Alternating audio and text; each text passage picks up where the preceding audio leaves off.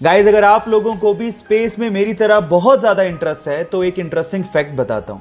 Guys, क्या आप लोगों ने कभी इरोज एस्ट्रॉइड के बारे में सुना है? नहीं सुना? डोंट वरी, मैं आपको बताता हूं। इरोज एस्ट्रॉइड हमारी धरती के पास एक ऐसा एस्ट्रॉइड है जिसमें नासा के अनुसार 2000 करोड़ टन गोल्ड, जी हां आप ठीक सुन रहे हैं, 2000 करोड़ टन गोल्ड छिपा हुआ है।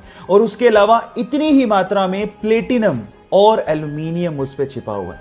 मजे की बात यह है कि 1898 में इसकी डिस्कवरी कर ली गई थी और सन 2000 में नासा ने अपने एक स्पेस शिप का इस पे सॉफ्ट लैंडिंग भी करवाया था और इन फ्यूचर नासा इस पे माइनिंग की प्लानिंग भी कर रहा है। ये इंटरेस्टिंग फैक्ट जान के आपको कैसा लगा? चैट सेक्शन में अगर मैं आपसे सवाल पूछूं कि इंडियन गवर्नमेंट द्वारा जारी किया गया ड्राइविंग लाइसेंस आप कौन सी कंट्री में इस्तेमाल कर सकते हैं, तो आप लोग क्या जवाब देंगे?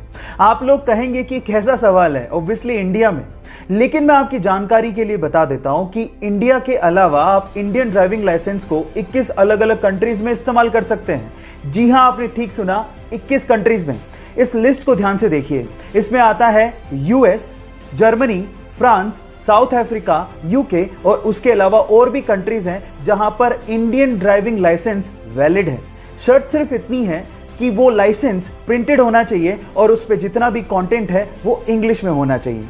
क्या इसके पहले तक के फैक्ट आपको पता था? और अगर नहीं पता था, पब्लिक टॉयलेट्स के लिए धारणा बन चुकी है कि पब्लिक टॉयलेट्स साफ नहीं होते और इसी वजह से लोग उसे यूज करने से कतराते हैं और देखने तक नहीं जाते, क्या पता वो साफ मिल जाए। और इसी चीज का सॉल्यूशन जापान ने निकाल लिया है।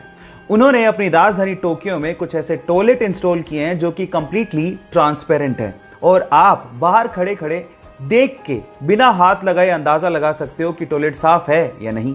और अब आपके मन में सवाल उठ रहा होगा कि टॉयलेट करेंगे कैसे अगर ट्रांसपेरेंट होगा तो मजे की बात यह है कि जैसे आप अंदर जाओगे और लॉक करोगे तो वो ट्रांसपेरेंट ग्लास टेक्नोलॉजी की वजह से नॉन ट्रांसपेरेंट ग्लास में बदल जाएगा और उसके बाद आप सुकून से टॉयलेट कर सकते हो। ये इंटरेस्टिंग फैक्ट जान के आपको कैसा लगा? चैट सेक्शन में लिखना मत भूलिएगा।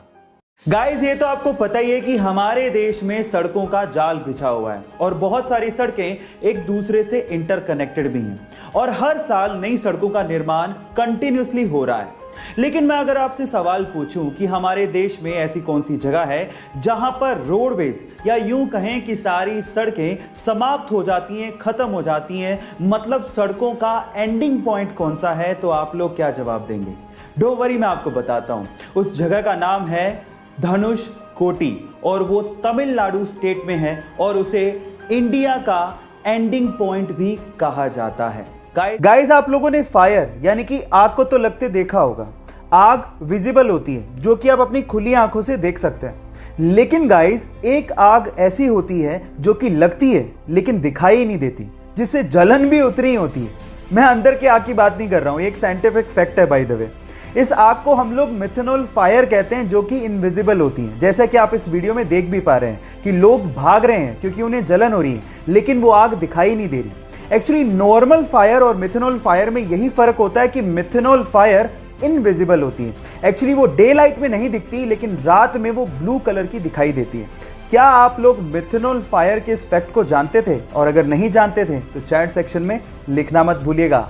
दिल्ली के सरकारी स्कूल से रिटायर एक टीचर कीमत राय गुप्ता ने रिटायरमेंट के बाद अपने आप को बिजी रखने के लिए दिल्ली के भागीरथ पैलेस मार्केट में इलेक्ट्रिकल अप्लायंसेस की एक दुकान खोली। तब उनके पास एक सेल्समैन आया और उस सेल्समैन ने बातों बातों में एक जानकारी दी और कहा कि हेवेल्स नाम से एक छोटी सी फैक्ट्री है जिसे उसका मालिक बेचना चाहता है। तब कीमत राय गुप्ता ने 7 लाख रुपए देके हेवेल्स नाम की एक छोटी सी फैक्ट्री को खरीदा और रिटायरमेंट के बाद भी अपनी मेहनत के दम पे उस फैक्ट्री को मुनाफे में लाके खड़ा कर दिया। और गाइस, आज वो इंडिया की दूसरी सबसे बड़ी इलेक्ट्रिकल अप्लायंसेस बनाने वाली कंपनी है जिसका टोटल टर्नओवर 1000 करोड़ से भी ज्यादा है।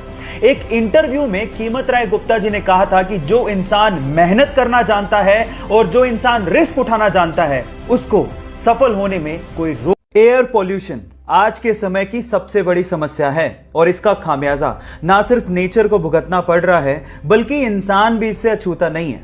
पर कनाडा ने अपने यहां पर एयर पोल्यूशन को कंट्रोल करने के लिए और CO2 की मात्रा को कम करने के लिए सन 2015 में दुनिया का सबसे बड़ा कार्बन कैप्चरिंग प्लांट अपने यहां पे इंस्टॉल किया है। इस कार्बन कैप्चरिंग प्लांट को बिग आई ब्लैक और बिल गेट्स की मदद से इंस्टॉल किया गया है। इस प्लांट के अंदर बड़े बड़े फैंस इस तरह से इंस्टॉल किए गए हैं कि वो सबसे पहले एनवायरनमेंट से एयर को सक करते हैं और उसके बाद CO2 की मात्रा को कंट्रोल करते हैं और उसके बाद वही फ्रेश एयर एनवायरनमेंट में वापस से छोड़ दी जाती है। क्या आप लोगों को भी लगता है कि इंडिया में इन कार्बन कैप्चरिंग प्लांट्स की जरूरत है? चैट सेक्शन में लिखना मत भूलिएगा।